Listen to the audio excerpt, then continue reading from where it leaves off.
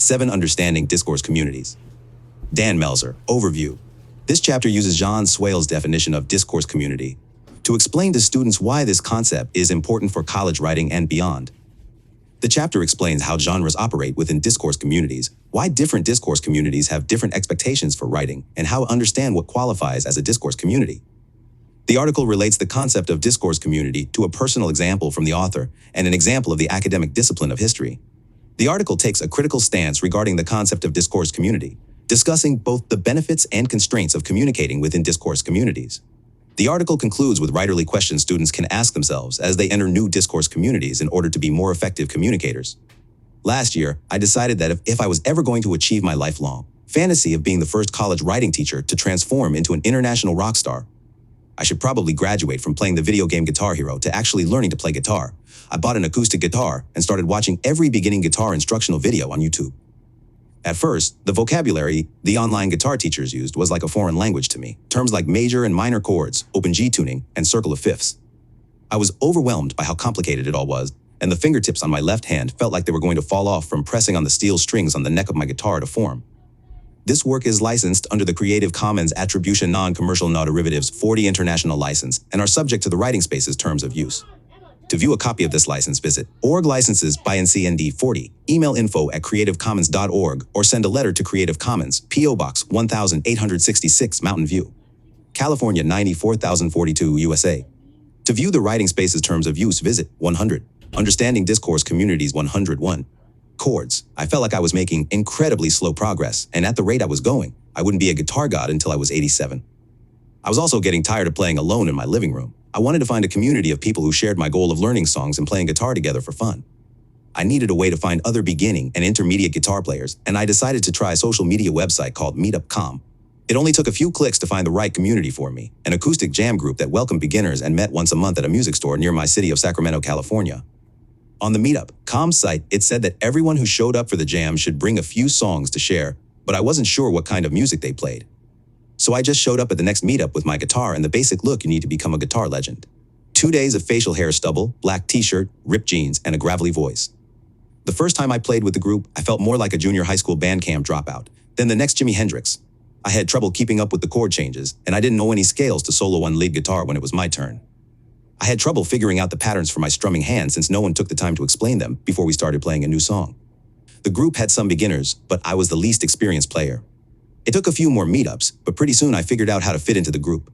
I learned that they played all kinds of songs, from country to blues to folk to rock music.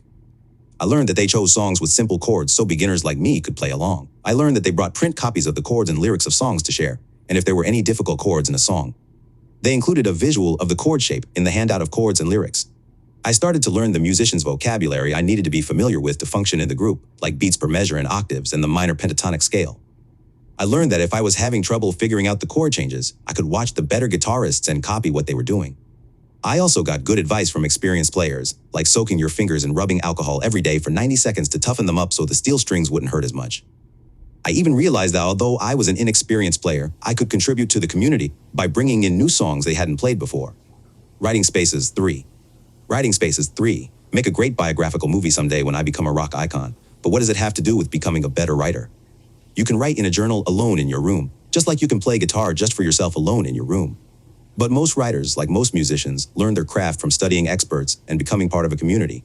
And most writers, like most musicians, want to be a part of community and communicate with other people who share their goals and interests. Writing teachers and scholars have come up with the concept of discourse community to describe a community of people who share the same goals, the same methods of communicating, the same genres, and the same lexis. What exactly is a discourse community? John Swales, a scholar in linguistics, says that discourse communities have the following features. A broadly agreed upon set of common public goals. 2. Mechanisms of intercommunication among members. 3. Use of these communication mechanisms to provide information. And feedback. 4. One or more genres that help further the goals of the discourse community. 5. A specific lexis. 6. A threshold level of expert members. I'll use my example of the monthly guitar jam group I joined to explain these 6 aspects of a discourse community. A broadly agreed set of common public goals. The guitar jam group had shared goals that we all agreed on. In the Meetup.com description of the site, the organizer of the group emphasized that these monthly gatherings were for having fun, enjoying the music, and learning new songs. Guitar players, or people who like music, or even guitarists in Sacramento, California, are not discourse communities. They don't share the same goals, and they don't all interact with each other to meet the same goals.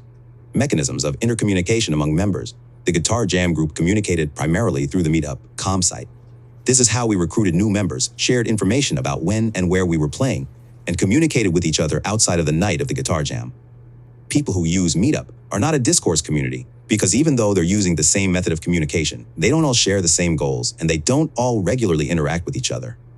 But a meetup.com group, like the Sacramento Acoustic Guitar Jam, focused on a specific topic with shared goals, and a community of members who frequently interact, can be considered a Discourse community based on Swales' definition. Use of these communication mechanisms to provide information and feedback. Once I found the Guitar Jam group on meetup.com, I wanted information about topics like what skill levels could participate, what kind of music they played, and where and when they met. Once I was at my first Guitar Jam, the primary information I needed was the chords and lyrics of each song, so the handouts with chords and lyrics were a key means of providing critical information to community members. Communication mechanisms in Discourse communities can be emails, text messages, social media tools, print texts, means, oral presentations, and so on. One reason that Swales uses the term discourse instead of writing is that the term discourse can mean any type of communication, from talking to writing to music to images to multimedia. One or more genres that help further the goals of the Discourse community. One of the most common ways Discourse communities share information and meet their goals is through genres. To help explain the concept of genre, I'll use music since I've been talking about playing guitar, and music is probably an example you can relate to. Obviously, there are many types of music, from rap to country to reggae to heavy metal. Each of these types of music is considered a genre, in part because the music has shared features, from the style of the music to the subject of the lyrics to the lexis. For example, most rap has a steady bass beat, most rappers use spoken word rather singing, and rap lyrics usually draw on a lexis associated with young people. But a genre is much more than a set of features. Genres arise out of social purposes, and they're a form of social action within discourse. Writing spaces 3. Writing spaces 3, contests, and modern rap music can only be understood in the context of hip-hop culture, which includes break dancing and street art. Rap also has social purposes, including resisting social oppression and telling the truth about social conditions that aren't always reported on by news outlets. Like all genres, rap is not just a formula, but a tool for social action. The Guitar Jam group used two primary genres to meet the goals of the community. The meetup.com site was one important genre that was critical in the formation of the group and to help it recruit new members. It was also the genre that delivered information to the members about what the community was about and where and when the community would be meeting. The other important genre to the Guitar Jam group were the handouts with song chords and lyrics. I'm sharing an example of a song I brought to the group to show you what this genre looks like. Figure 1. Lyrics and chord changes for Heart of Gold by Neil Young with a fingering chart for an E minor 7 chord. This genre of the chord and lyric sheet was needed to make sure everyone could play along and follow the singer. The conventions of this genre, the norms, weren't just arbitrary rules or formulas. As with all genres, the conventions developed because of the social action of the genre. The sheets included lyrics so that we could all sing along and make sure we knew when to change chords. The sheets included visuals of unusual chords, like the A7 chord in my example, because there were some beginner guitarists who were a part of the community. If the community members were all expert guitarists, then the inclusion of chord shapes would never have become a convention. A great resource to learn more about the concept of genre is the essay Navigating Genres by Carrie Dirk in Volume 1 of Writing Spaces. A specific lexis. To anyone who wasn't a musician, our guitar meetups might have sounded like we were communicating in a foreign language. We talked about the root note of scale, A chord progression, putting a capo on different frets, whether to play solos in a major or minor scale, double drop D tuning, and so on. If someone couldn't quickly identify what key their song was in, or how many beats per measure the strumming pattern required, they wouldn't be able to communicate effectively with the community members. We didn't use this language to show off, or to try to discourage outsiders from joining our group. We needed these specialized terms, this musician's lexis, to make sure we were all playing together effectively. A threshold level of expert members. If everyone in the Guitar Jam was at my beginner level when I first joined the group, we wouldn't have been very successful. I relied on more experienced players to figure out strumming patterns and chord changes, and I learned to improve my solos by watching other players use various techniques in their soloing. The most experienced players also helped educate everyone on the conventions of the group. These conventions included everyone playing in the same key, everyone taking turns playing solo lead guitar, and everyone bringing songs to play. But Discourse community conventions aren't always just about maintaining group harmony. In most Discourse communities, new members can also expand the knowledge and genres of the community. For example, I shared songs that no one had brought before, and that expanded the community's base of knowledge. Writing Spaces 3. Why the concept of Discourse communities matters for college writing. Writing Spaces 3. When I was an undergraduate at the University of Florida, I didn't understand that each academic discipline I took courses in to complete the requirements of my degree was a different Discourse community. Each of these academic fields had their own goals, their own genres, their own writing conventions, their own formats for citing sources, and their own expectations for writing style. I thought each of the teachers I encountered in my undergraduate career just had their own personal preferences that all felt pretty random to me. I didn't understand that each teacher was trying to act as a representative of the discourse community of their field. I was a new member of their discourse communities, and they were introducing me to the genres and conventions of their disciplines. Unfortunately, teachers are so used to the conventions of their discourse communities that they sometimes don't explain to students the reasons behind the writing conventions of their discourse communities. It wasn't until I studied research about college writing while I was in graduate school that I learned about genres and discourse communities, and by the time I was doing my dissertation for my PhD, I got so interested in studying college writing that I did a national study of college teachers' writing assignments and syllabi. Believe it or not, I analyzed the genres and discourse communities of over 2,000 college writing assignments in my book Assignments Across the Curriculum. To show you why the idea of discourse community is so important to college writing, I'm going to share with you some information from one of the academic disciplines I studied, history. First, I want to share with you an excerpt from a history course writing assignment from my study. As you read it over, think about what it tells you about the conventions of the discourse community of history. Documentary analysis. This assignment requires you to play the detective, combing textual sources for clues and evidence to form a reconstruction of past events. If you took AP history courses in high school, you may recall doing similar document-based questions. In a tight, well-argued essay of 2 to 4 pages, identify and assess the historical significance of the documents in one of the 4 sets I have given you. You bring to this assignment a limited body of outside knowledge gained from our readings, class discussions, and videos. Make the most of this contextual knowledge when interpreting your sources. You may, for example, refer to one of the document from another set if it sheds light on the items in your own. Writing spaces 3. Questions to consider when planning your essay. What do the documents reveal about the author and his audience? Why were they written? What can you discern about the author's motivation and tone? Is the tone revealing? Does the genre make a difference in your interpretation? How do the documents fit into both their immediate and their greater historical contexts? Do your documents support or contradict what other sources have told you? Do the documents reveal a change that occurred over a period of time? Is there a contrast between documents within your set? If so, how do you account for it? Do they shed light on a historical event, problem, or period? How do they fit into the big picture? What incidental information can you glean from them by reading carefully? Such information is important for constructing a narrative of the past. Our medieval authors almost always tell us more than they intended to. What is not said, but implied? What is left out? Taken together, do the documents reveal anything significant about the period in question? This assignment doesn't just represent the specific preferences of one random teacher. It's a common history genre that helps introduce students to the ways of thinking and the communication conventions of the discourse community of historians. This genre reveals that historians look for textual clues to reconstruct past events and that historians bring their own knowledge to bear when they analyze texts and interpret history. Writing spaces 3. Ants are always looking for what is not said, but instead is implied. This instructor is using an important genre of history to introduce students to the ways of analyzing and thinking in the discourse. Community of historians. Let's look at another history course in my research. I'm sharing with you an excerpt from the syllabus of a History of the American West course. This part of the syllabus gives students an overview of the purpose of the writing projects in the class. As you read this overview, think about the ways this instructor is portraying the discourse community of historians. 300. History of the American West. 300 is designed to allow students to explore the history of the American West on a personal level with an eye toward expanding their knowledge of various Western themes, from exploration to the Indian Wars, to the impact of global capitalism and the emergence of the environmental movement. But students will also learn about the craft of history, including the tools used by practitioners, how to weigh competing evidence, and how to build a convincing argument about the past. At the end of this course, students should understand that history is socially interpreted, and that the past has always been used as an important means for understanding the present. Old family photos, a grandparent's memories, even family reunions allow people to understand their lives through an appreciation of the past. These events and artifacts remind us that history is a dynamic and interpretive field of study that requires far more than rote memorization. Historians balance their knowledge of primary sources with later interpretations of these people, places, and events, known as secondary sources. Through the evaluation and discussion of these different interpretations, historians come to a socially negotiated understanding of historical figures and events. Individual projects. More generally, your papers should 1. Empathize with the person, place, or event you are writing about. The goal here is to use your understanding of the primary and secondary sources you have read to become that person. To appreciate their perspectives on the time or event under study. Essence. Students should demonstrate an appreciation of that time within its context. 2. Second, students should be able to present the past in terms of its relevance to contemporary issues. What do their individual projects tell us about the present? For example, what does the treatment of Native Americans, Mexican Americans, and Asian Americans in the West tell us about the problem of race in the United States today? 3. Third, in developing their individual and group projects, students should demonstrate that they have researched and located primary and secondary sources. Through this process, they will develop the skills of a historian and present an interpretation of the past that is credible to their peers and instructors.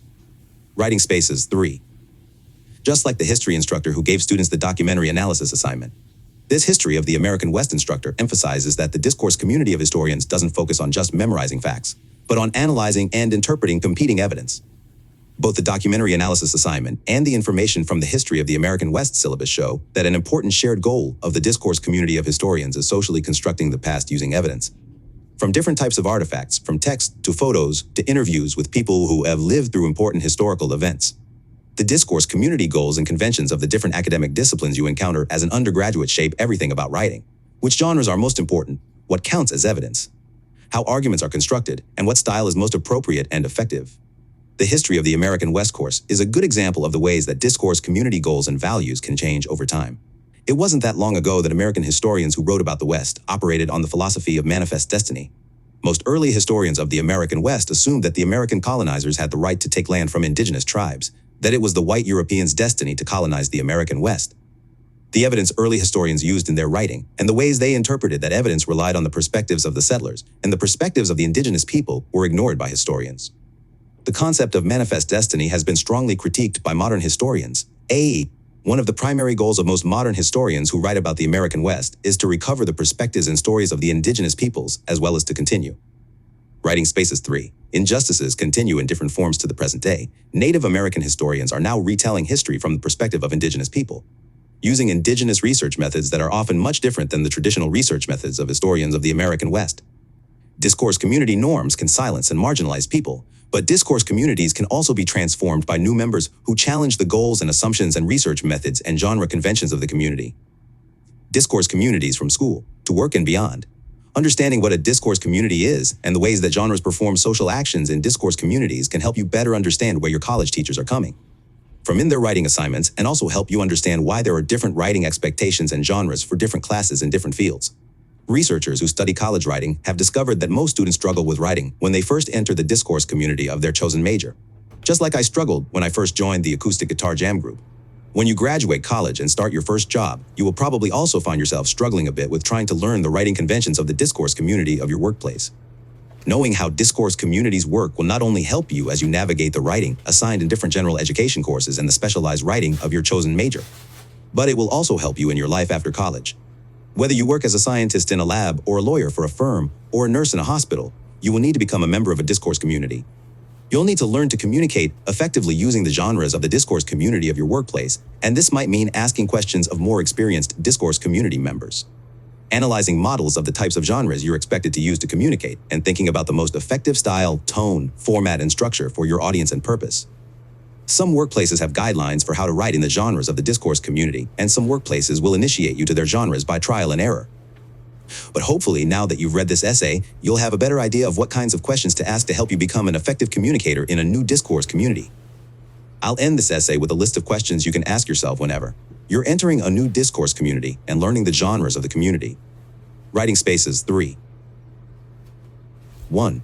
What are the goals of the discourse community? 2. What are the most important genres community members use to achieve these goals? 3. Who are the most experienced communicators in the DI's course community? 4. Where can I find models of the kinds of genres used by the DI course community? 5. Who are the different audiences the discourse community communicates with? And how can I adjust my writing for these different audiences? 6.